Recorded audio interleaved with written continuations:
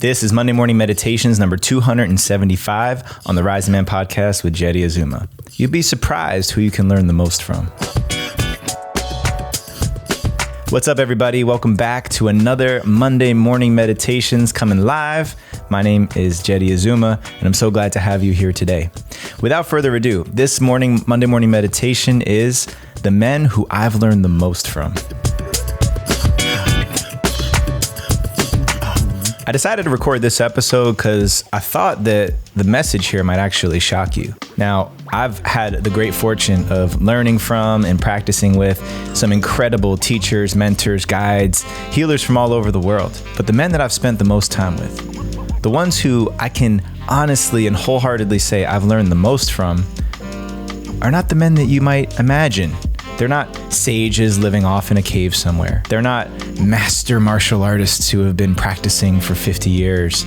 They're not gurus and medicine men. They're general contractors.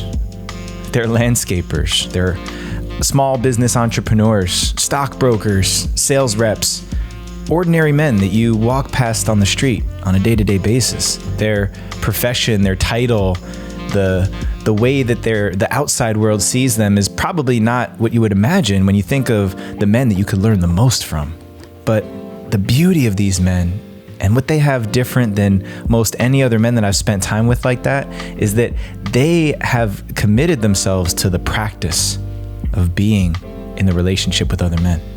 They've committed themselves to challenging each other, to exposing each other's blind spots, calling bullshit on each other over and over and over again. The commitment to never sell another man out is something that is so unique and requires zero professional experience. You don't need to have this coaching certification. You don't need to have that training tool. All of that stuff can be really helpful. I'm not disregarding all that altogether. I just want to make it really clear that some of the men that I've grown with and learned from by experience, by example, by modeling, are not the types of men that you see on YouTube and on Instagram. All these social media personalities who are all over there spouting off wisdom, ask yourself what they're doing in the background.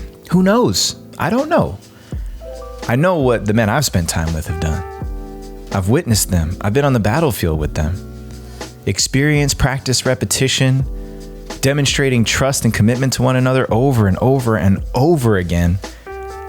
That's where most of the learning is. All these hypotheticals and theoreticals around the body, the way we are, attachment theory, it's all useful.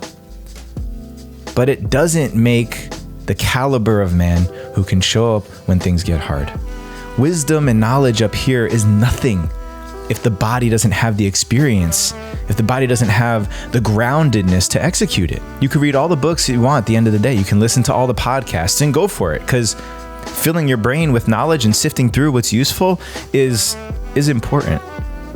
I'm not trying to disregard that.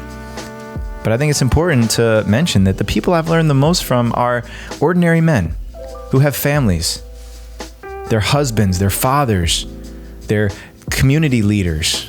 They lead Boy Scout troops. They coach their kids' baseball teams. And they use all of their life experience and they pass it through the platform of a men's team to make sure that the man that they become on the other side is exactly who they intend to be.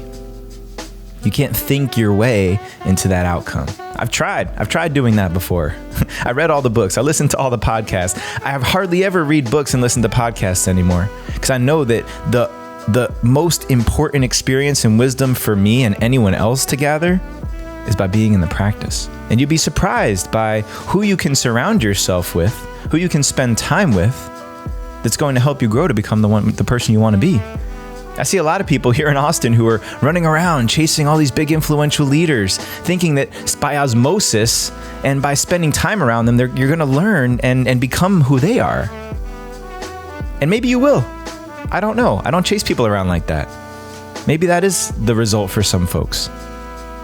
All I know is that I've become the man that I am today by spending time with ordinary men who really give a shit, who really understand what the standard of being a man, a husband, a provider, a father, a devoted member of their community, they know what that mark is, and they set it, and they don't settle for anything less. It doesn't matter how much money you have in your bank account, how many PhDs and degrees and certifications you have, the simple exercise of setting a mark and holding yourself and other people accountable to that requires no previous life, job, career experience. It simply requires a man who's committed enough to deal with the discomfort of holding the bar that high. That's the caliber of man who's going to help you become who you want to be. They don't need to be some special guru. Ordinary men. Committed to hold a standard high. That's what it takes. So I send this message out there to you. Think about who you're surrounding yourself with. Are you surrounding yourself with people who tell you what you want to hear? Are you filling your mind with a lot of thoughts and ideas? Or are you executing and reflecting and being challenged in your body to show up greater and greater and greater every single day? Doesn't matter what the background or the resume of the men that you spend your time with. No, it's who they are as people, humans standing in front of you. You could be the brokest, least career accomplished person in the world and be the most trustworthy and reliable. And that's somebody that I want on my team. I don't know about you, but I'll take that man every day of the week over the person out there who's got 1 million followers and can say something really nice and they've got a content editing team that puts it all together that makes it sound really good. But what does that man really look like? How is he really living his life? Ask yourself that. Think about it and make sure you come back next week for another Monday Morning Meditations here on the Rising Men podcast. Thank you for tuning in, and until next time, rise up and claim your destiny.